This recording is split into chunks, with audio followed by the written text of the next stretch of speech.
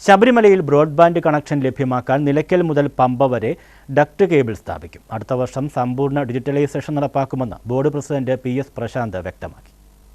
Thiruvithamkoor Devaswom board രൂപീകരിച്ചതിന്റെ platinum jubilee വർഷത്തോടനുബന്ധിച്ച് അടുത്ത വർഷം സമ്പൂർണ്ണ ഡിജിറ്റലൈസേഷൻ നടപ്പാക്കുമെന്ന് ബോർഡ് പ്രസിഡന്റ് PS പ്രശാന്ത് വ്യക്തമാക്കി.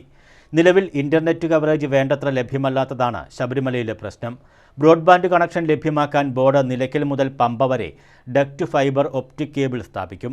ഡക്ട് യാഥാർത്ഥ്യമായാൽ ശബരിമലയിൽ ഇന്റർനെറ്റ് ബ്രോഡ്ബാൻഡ് പൂർണ്ണതോതിൽ ലഭ്യമാക്കാമെന്ന് BSNL ഉൾപ്പെടെ ഇന്റർനെറ്റ് സേവനദാതാക്കളായ കമ്പനികൾ അറിയിച്ചിട്ടുണ്ട്. നിലവിൽ മണ്ഡലം മകരവിളക്ക് മഹോത്സവ സമയത്താണ് ശബരിമലയിൽ ഇന്റർനെറ്റ് ലഭ്യമാകുന്നത്. ബ്രോഡ്ബാൻഡ് വന്നാൽ 365 ദിവസവും ഇന്റർനെറ്റ് ലഭ്യമാകുമെന്നും പ്രസിഡന്റ് വ്യക്തമാക്കി. ശബരിമലയിൽ നമ്മൾ അഭിമുഖീകരിക്കുന്ന ഏറ്റവും പ്രധാനപ്പെട്ട പ്രശ്നം നെറ്റ്വർക്കിന് സ്പീഡില്ല എന്നുള്ളതാണ്. ബ്രോഡ്ബാൻഡ് അല്ല, പകരം അല്ലാതെയുള്ള വൈഫൈ കണക്ഷൻസാണ് ഇവിടെ കൂടുതലായിട്ടുള്ളത്.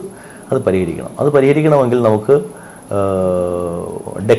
ഡെക്ക് വഴി, നിലയ്ക്കലിൽ നിന്നും ഡെക്ക് വഴി ഒരു പമ്പ വരെ എത്തിച്ച് ബ്രോഡ്ബാൻഡ് കണക്ഷൻ എത്തിക്കുക എന്നുള്ളതാണ്.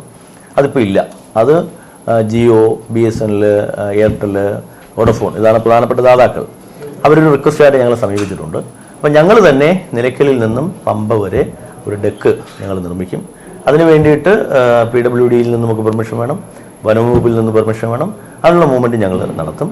അടുത്ത വർഷമാകുമ്പോഴേക്കും ബ്രോഡ്ബാൻഡ് കൊണ്ടുവന്ന് നിലയ്ക്കലിൽ നിന്നും പമ്പ വരെ ബ്രോഡ്ബാൻഡ് കൊണ്ടുവന്ന് അത് സന്നിധാനത്തേക്ക് എത്തിച്ച് ഈ നെറ്റ്വർക്ക് പ്രോബ്ലം പരിഹരിക്കുവാനാണ് ഞങ്ങൾ ശ്രമിക്കുന്നത്.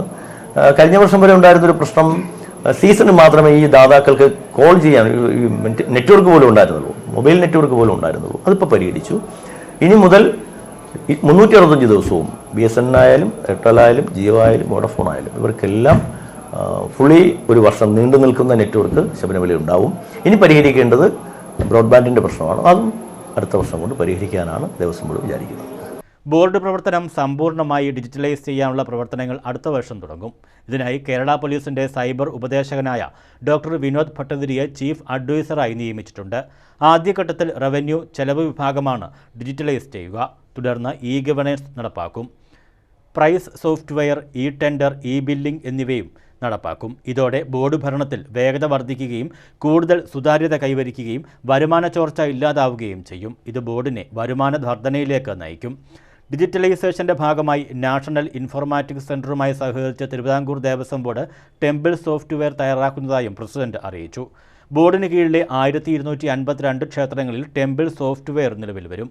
ഇതിനുള്ള ധാരണാപത്രം NICയുമായി ഡിസംബർ 20-ന് ഒപ്പിടും. അടുത്ത വർഷം മുതൽ ശബരിമല തീർത്ഥാടനത്തിലും ഇത് പ്രതിഫലിക്കും. തമിഴ്നാട്ടിലെ 45,000-ഓളം ക്ഷേത്രങ്ങളുടെ ടെമ്പിൾ സോഫ്റ്റ്വെയർ തയ്യാറാക്കിയത് NICയാണ്. News bureau, Sannidhanam.